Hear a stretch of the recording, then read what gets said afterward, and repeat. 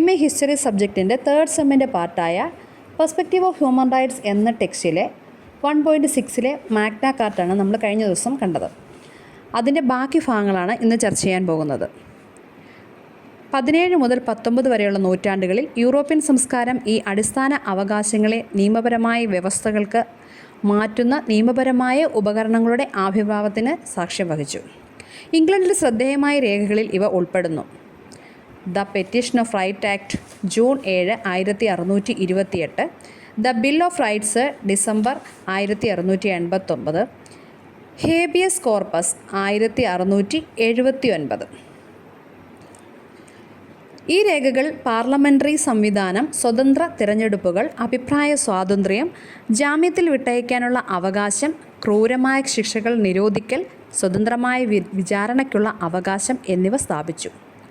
United സ്റ്റേറ്റ്സിൽ Virginia സംസ്ഥാനത്തു നിന്നുള്ള അവകാശ പ്രഖ്യാപനം ജൂൺ 12, 1776 എല്ലാ ആളുകളും തുല്യരും സ്വാതന്ത്ര്യരുമായി ജനിച്ചവരാണെന്നും ജീവിക്കാനുള്ള സ്വാതന്ത്ര്യത്തിനും സന്തോഷം തേടാനുള്ള അന്തർലീനമായ അവകാശങ്ങളുണ്ടെന്നും ഉറപ്പിച്ചു.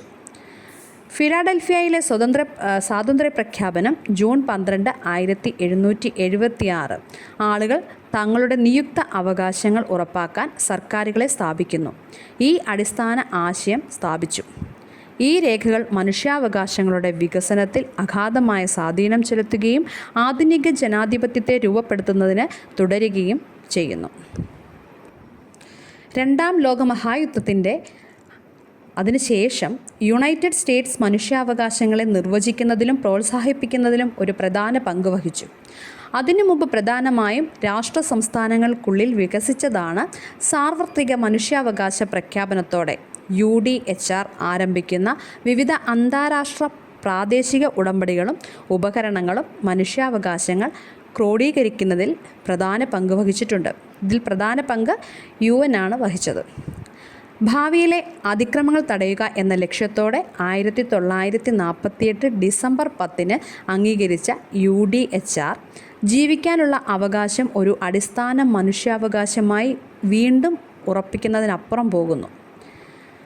ഈ പ്രഖ്യാപനത്തിൻ്റെ ആമുഖം 30 അനുച്ഛേദങ്ങളും അടങ്ങിയിരിക്കുന്നു. അവ പ്രത്യേക അവകാശങ്ങളായി ചർച്ച ചെയ്യുന്നു. ഇതിൽ ആദ്യത്തേത് പീഡനത്തിൽ നിന്നും ഉള്ള സ്വാതന്ത്ര്യം, ആർട്ടിക്കിൾ 5 ആണ്. അഭയത്തിനുള്ള അവകാശം, ആർട്ടിക്കിൾ 40. സ്വത്ത് കൈവശം വയ്ക്കാനുള്ള അവകാശം, ആർട്ടിക്കിൾ 70. മതിയായ ജീവിത നിലവാരത്തിനുള്ള അവകാശം, ആർട്ടിക്കിൾ 25. 1948 മുതൽ 1976 വരെ UDHR മനുഷ്യാവകാശങ്ങൾക്കായുള്ള അന്താരാഷ്ട്ര നിലവാരമായി നിലകൊണ്ടു. International covenant on civil and political rights ICCPR, international covenant on economic, social and cultural rights ICESCR എന്നിവ 1976 പ്രാബല്യത്തിൽ വന്നു. UDHRന് പകരം ഇൻ്റർനാഷണൽ ബിൽ രൂപീകരിക്കുകയാണ് ഉണ്ടായത്. റൈറ്റ്സ്, അവകാശങ്ങൾ. 1948 മുതൽ UN അംഗീകരിച്ചിട്ടുള്ള മിക്കവാറും എല്ലാ മനുഷ്യാവകാശ ഉടമ്പടികളും സാർവത്രിക മനുഷ്യാവകാശ പ്രഖ്യാപനത്തിലെ UDHRൻ്റെ തത്വങ്ങൾ അടിസ്ഥാനമാക്കിയുള്ളതാണ്.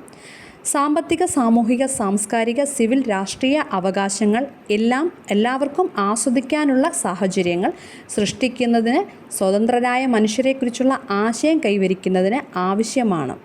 ICCPR ഈ ആമുഖം ഊന്നിപ്പറയുന്നു.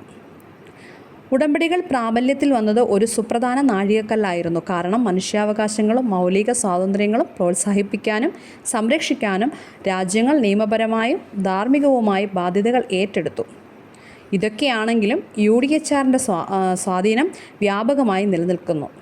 അത് അന്താരാഷ്ട്ര മനുഷ്യാവകാശ മാനദണ്ഡങ്ങൾ രൂപപ്പെടുത്തുകയും ഭാവി തലമുറകൾക്ക് പ്രചോദനമാവുകയും ചെയ്യുന്നു.